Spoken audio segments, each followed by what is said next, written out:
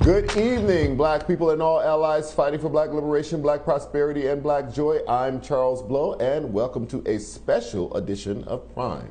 Tonight we focus on the long shadow of the Klan. 100 years ago this week, in September 1921, the New York World began an explosive 21-part series to expose the Ku Klux Klan.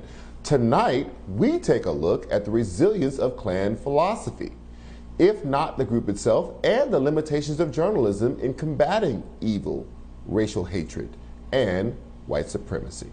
In the aftermath of the Capitol riot on January 6, 10 Democratic members of Congress joined the NAACP in a lawsuit that alleged that former President Trump incited the crowd during the rally, which led to the insurrection. The lawsuit stated that Trump violated federal statutes linked to the Ku Klux Klan Act. Passed during Reconstruction, the Ku Klux Klan Act was a measure created by Congress to deter violence and intimidation of black people following the Civil War. A provision in the law safeguarded explicitly against actions meant to prevent any person from accepting or holding any office by force, intimidation, or threat.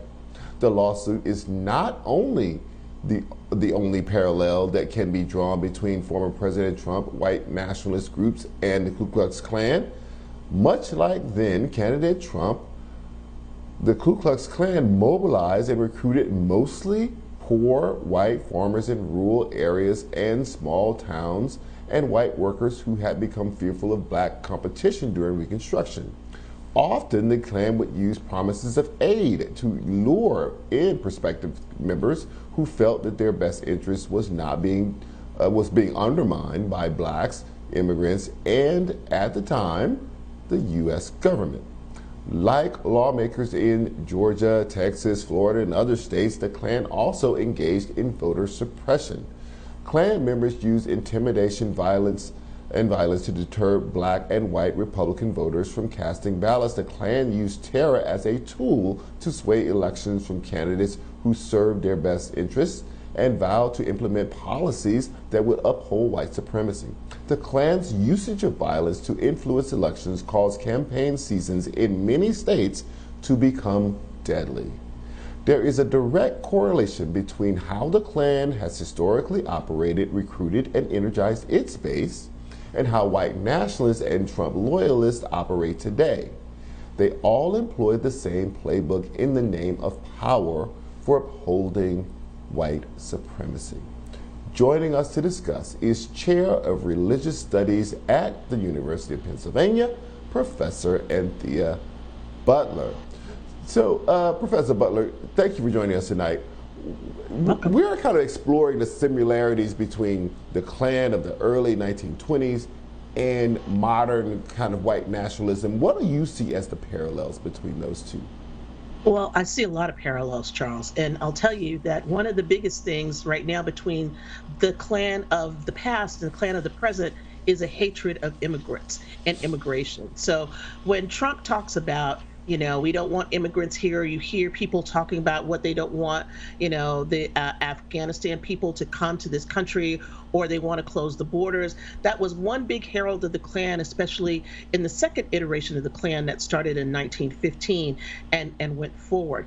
That's one. The second is, the kind of nationalistic talk where it's God and country and the flag, and that white Protestantism is the thing that they support more than anything else. Any other religious group, any black person that was Christian, doesn't matter. White men and white Christianity is the thing for the day. So when we talk about those burning crosses and everything, what I think people need to understand is that Christianity is at the root of all of this. And it's a real problem, because what people don't get either is that the second iteration of the Klan that started in 1915 was actually started by a former Methodist minister.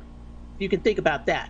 And so these parallels between then and now, with the kinds of religious sorts of evangelicals who are backing Christian nationalism and things of this nature, this becomes very important when we're trying to talk about the Christian nationalism of today, the insurrection, and the ties to the past of the Ku Klux Klan. One of the things that I found fascinating about reading through this series from 100 years ago was how much of the philosophy remains. Even if you take away the violence, you take away the robes, you take away the cross burning, a lot of the nationalism around white supremacy, America for Americans, for true Americans only, meaning, their concept of what America is not the ideal of a place that is kind of elastic and can grow and can change, but rather their concept of America is this thing that white people made, that white men created, right? Exactly. Yeah. Oh, yeah. I mean, one of the things you have to think about is that sort of, we talk about, we kind of poo-poo this sometimes in history, manifest destiny. Manifest destiny meant that you were supposed to push the Native Americans out, everybody else was out. And even when you're talking about immigrants, they don't like immigrants back in the 20s that are Italian or Catholic or anything else. There's a lot of anti-Catholicism in this. But it was about being white and how they imagined and supposed that America was about and for white men and for white women, because they were the ones that you had to protect. So I think it's really important for people to understand that these, trajectories of what we're talking about today, whether we're talking about, the anti-abortion laws in Texas, or we're talking about the disdain for science and all this is the same thing that, fueled the Klan in the 1920s when it was at its height. When they marched in Washington, D.C. in 1925 down the main avenue of Washington, D.C. I think people really need to understand that and understand that that picture of the Klan going down the street that you're showing right now is the same thing that Trump invoked on the 1/6 for the insurrection.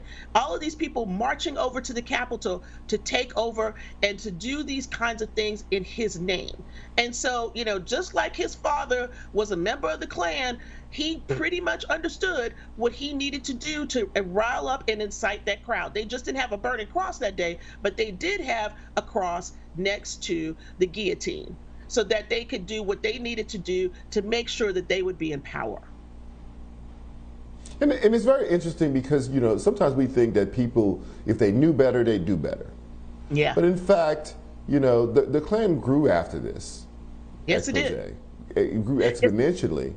And that march you just pointed out happened 3 or 4 years after this giant expose appeared in the newspaper. Talk to us about how, it is not that people don't know. I think that we're often saying to people, people are only racist because they don't know any better. If you told them why this was wrong, they would change their opinions. Actually, some people are drawn to it because it is exactly what they think it is and what they believe it to be. Exactly. They understand it very well. And so when that expose came out, the way that people thought about it sold a ton of newspapers, right? But the other problem was it was like a recruiting tool. It let people know that, hey, I could join this. And so for all the people right now sitting in the Northeast and think that this is not going to be about you, yes, it is about you. Pennsylvania was one of the biggest sites of the Klan in the 20s and 30s and 40s, where I live. We in the middle of that, they kind of joke about it and say Pennsylvania, that was a lot of KKK here. What people need to also understand, it's not just men, it was also women. Women sold those outfits. Women had a separate thing that they could belong to in the Klan. And so I think it's important to understand that whiteness was the verifying factor. This whiteness was over everything, first of all, and secondarily, the hatred of the other, the hatred of Black people, the hatred of immigrants, the hatred of people who weren't Protestant, was a very important part of drawing white people into the Klan and building up its membership. That was another fascinating part about the series, which was, they pointed out that the hatred of Black people was basically tangential at that point. Mm-hmm. That the Klan, in order for the Klan to grow itself, it had to grow its sphere of hate. And so they had become much more kind of ethno-religious haters. They had become much more immigrant haters, and they tailored their message by region. If you were in the Pacific Northwest, they tailored it to people who were afraid or hated Japanese people. If you were in the Midwest, they tailored it around radicalism. If you were on the East Coast, which was where the immigrants were coming at that time, they tailored it around immigration. To me, that had a huge reflection to the Trump campaign of 2016. Do you see it that way? Oh yeah, absolutely. I mean, it's a message that's always tailored. So if you think about when Trump came down the escalator and started talking about Mexican rapists and everything else that he brought up that day, that was a specific kind of message designed to trigger people to make them come onto his side, right? So the other part of it is that how he tailors that message is either, if you're on the border, it's Mexicans coming. If you're in a city, it's black people. If you're somewhere else, we don't want these kinds of people over here. The only thing that remains constant, and the thing that always is going to remain constant, is that whiteness is the floor. Whiteness and white Christianity, white evangelicalism is the way in which he gathered all of those people to him. And so if you understand that about Trump, Trump was very savvy in a way. I mean, people just talk about him being dumb, but he knew how to draw those people in, and he knew how to play on their particular fears. And that is part of how the KKK worked as well, is to play on that fear that you will be supplanted by other groups in this country, because it's not about give me you're tired and poor and you're hungry. It's about close the door, give everything for us and not to anybody else. Dr. Anthea Butler, always a pleasure. Thank you for joining us tonight, and I really appreciate it.